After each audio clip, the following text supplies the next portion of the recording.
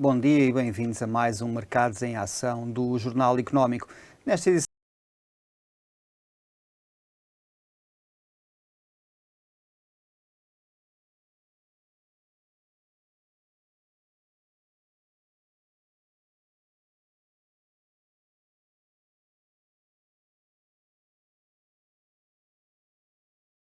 europeu. Ao mesmo tempo, também vamos analisar as políticas dos bancos centrais, por exemplo, no que à dívida pública diz respeito. O nosso convidado de hoje é o Pedro Lino, administrador da Optimize Investment Partners. Pedro, bem-vindo de volta ao programa. Olá, muito boa tarde, André. Olá, tudo bem? Tudo bem. Pedro, começando precisamente aqui pela reunião da Reserva Federal, foi anunciado um aumento de 0,25% das taxas de juros. Como é que olhas para esta decisão e também para as conclusões do encontro? Bem, as conclusões do encontro foram marcadas por a emissão de um comunicado que eu não via há muito tempo, todo a vermelho, ou seja, todo riscado, o que significa que houve uma alteração substancial da política de taxas de juros e da política monetária da Reserva Federal. Por um lado, dizem-nos que a Covid-19 acabou, basicamente foi eliminado do comunicado qualquer menção, seja à pandemia, seja à Covid, o que significa que a maior preocupação neste momento é a inflação e é, no fundo, o emprego ter atingido o pleno emprego, porque temos uma taxa de desemprego muito baixa e o combate à inflação é a prioridade. Aliás, houve uma alteração também no discurso, já se tinha notado a última vez, que era o caso da inflação já não ser algo temporário, mas provavelmente ser algo mais sustentável na economia americana, que nós já tínhamos comentado o ano passado, e aquilo que me dá a impressão é que os bancos centrais andam um pouco atrasados e um pouco a reboque das notícias e andam depois a reagir. E neste caso, o que este comunicado me surpreendeu foi pela violência, se podemos dizer,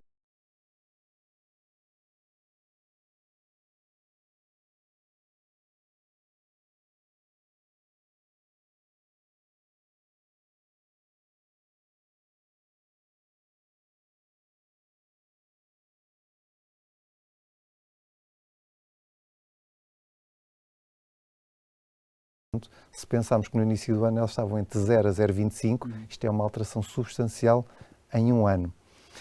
Depois também as taxas de juros de longo prazo, estima-se que até 2024 as taxas de juros possam atingir 2,8%, até acima das taxas de juros de longo prazo, que andam à volta dos 2,4%.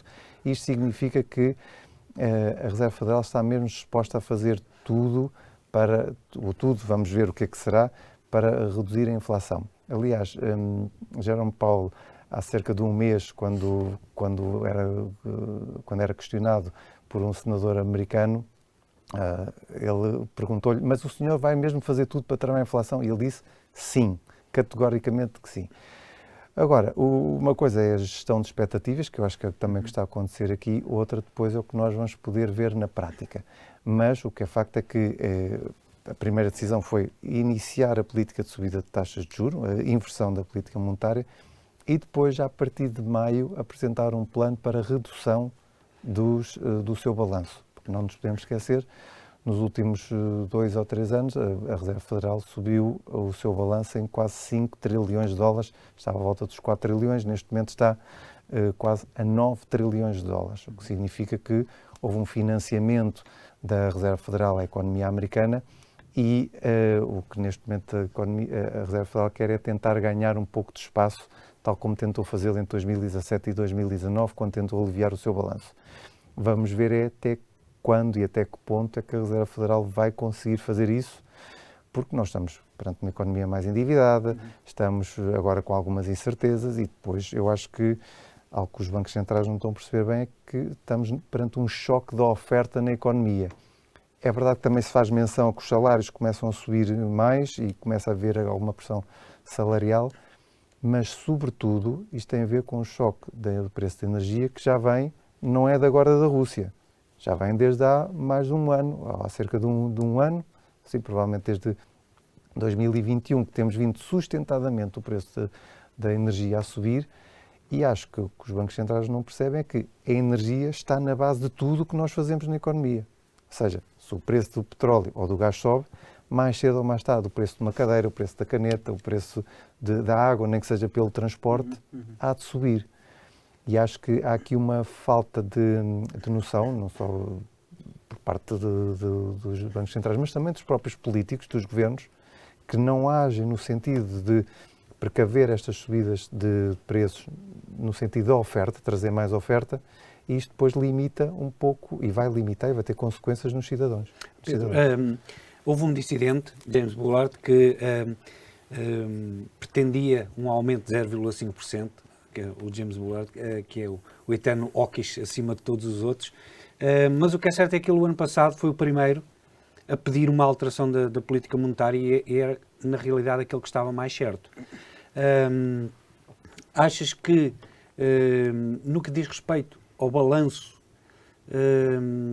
e James Bullard já disse para sermos mais agressivos nessa questão também, achas que o Banco Central não quis aqui ser demasiado hawkish e apenas disse que vamos começar a tratar disso e daqui a um mês ou dois vai acelerar ou acertar o passo e começar a reduzir, por exemplo, em maio ou em junho, portanto, para haver aqui um delay entre a subida de juros e a redução do balanço? E o que é que achas que isso vai ter de efeito no mercado, no mercado acionista? Sim, eu acho que James Bullard realmente já queria uma subida de taxas de juros mais rápida e eu acho que ele já tinha percebido que a questão da inflação tem um efeito pernicioso sobre toda a economia e realmente acho que eu também sou da opinião que a Reserva Federal já devia ter subido as taxas de juros por forma a não ter este choque, porque o que nós temos de dezembro para agora em 3 meses é uma subida na expectativa, pelo menos para este ano, de uma subida de quase 1% adicional. Ou seja, 1% em 3 meses é um choque substancial. Por isso, acho que esta subida mais que era defendida por ele só não foi avante porque temos uma questão geopolítica neste momento na Europa. Caso contrário, eu acho mesmo que a Reserva Federal iria subir 0,5%. Aliás, alguns membros durante o fim de semana também disseram que provavelmente a Reserva Federal podia ter sido mais agressiva, mas neste momento também temos uma questão geopolítica.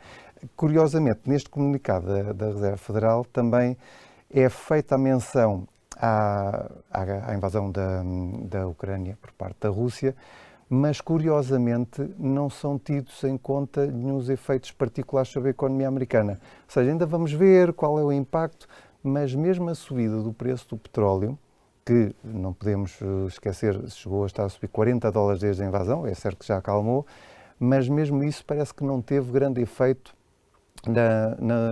em termos de perspectivas de abrandamento da economia, pelo menos neste momento por parte da Reserva Federal. Agora, relativamente ao plano de redução do balanço, é verdade que James Bullard também tem dito que devemos ser mais agressivos. Eu recordo que em 2017 a 2019 o plano era reduzir, e foi implementado durante alguns meses, reduzir 50 mil milhões de dólares por mês. Eram 30 milhões, salvo erro, de obrigações de tesouro e 20 milhões em mortgage-backed securities, ou seja, obrigações que tinham imobiliário indexado ou com subjacente. Provavelmente, dada a dimensão do balanço, porque na altura estávamos a falar de um balanço de 4 trilhões, agora estamos a falar de 9, provavelmente podemos ter um ritmo ou tentar reduzir inicialmente cerca de 75 mil milhões por mês. Provavelmente mais nas obrigações de tesouro americanas e menos nas obrigações que têm imobiliário atrelado. Porquê? Porque provavelmente eu diria que será 50 bilhões de redução na do Estado e 25 nas obrigações que têm com o imobiliário como colateral, por causa do choque que isso pode ter também no mercado imobiliário. Nós já estamos a ver que as taxas de longo prazo estão a subir de forma sustentada, a cerca de 30 anos está praticamente nos 2,5%. Em termos históricos, se olharmos há 10 ou 20 anos, até esta taxa não era muito elevada, mas se olharmos nos últimos 10 anos, efetivamente estamos com taxas mais elevadas. E o que eu acho que tem que existir até para os agentes económicos poderem ajustar a esta nova realidade é uma transição gradual, que é o que parece que não está a haver. Ou seja, os bancos centrais, e nomeadamente a Fed, acho que neste momento estão todos a entrar em pânico porque ninguém há um ano atrás pensava que iriam ter inflação cerca de 8%. E isso tem um impacto muito substancial nas intenções de voto, no perda de poder de compra, e o que nós estamos a assistir é isso mesmo, é que nos últimos 20 anos, as pessoas perderam poder de compra porque a taxa de inflação foi sempre superior à taxa de juros. E neste momento é que se sente mais. Por isso, aqui o que a tentativa é da Reserva Federal voltar a ganhar um pouco a sua credibilidade. Eu acho que já o devia ter feito mais cedo. Mas agora, se calhar, vamos ter aqui uma posição mais agressiva, pelo menos até fim do ano. Eu acho que, no fim de contas, a economia americana não vai aguentar taxas de juros de 2,8% e provavelmente 2% também não, porque à medida que sobe as taxas de juros, e Jerome Powell também deixou essa porta aberta, é que temos que ir acompanhando os efeitos, não só da guerra, mas também da subida das taxas de juros. Que é já para deixar aquela mensagem que é, por um lado, queremos ser agressivos, queremos combater a inflação, exigir expectativas, mas por outro também definir que se houver aqui alguma alteração, ou seja, se a economia americana abrandar ou se a economia europeia começar a entrar em recessão, então terem ali alguma flexibilidade. Mas neste momento a perspectiva da Reserva Federal é carregar no acelerador. André, deixa-me só dizer 3 coisas rápidas. A primeira é que, mesmo a 75 mil milhões por mês, vai demorar mais de 10 anos. Ou seja, nós, na realidade, aquilo não vai a zeros. Mas também ninguém espera que vá a zeros. Depois, a subida de taxas de juros, isso é uma coisa que vamos falar à frente, vamos ver como é que o próprio governo vai suportar isso, porque existe aqui um aumento significativo. E já são 30 trilhões de dólares em dívida. Exatamente. E já é muito. E vamos ver como é que o mercado vai reagir e o próprio Fed, porque este ano é ano de eleições intercalares nos Estados Unidos para o Congresso e isso é quase tão importante como as eleições para a presidência. Como a esperada derrota de Biden, portanto, o incumbente, exatamente, a regra geral, perde sempre nas intercalares. Obrigado. Vamos agora para um breve intervalo e regressamos já.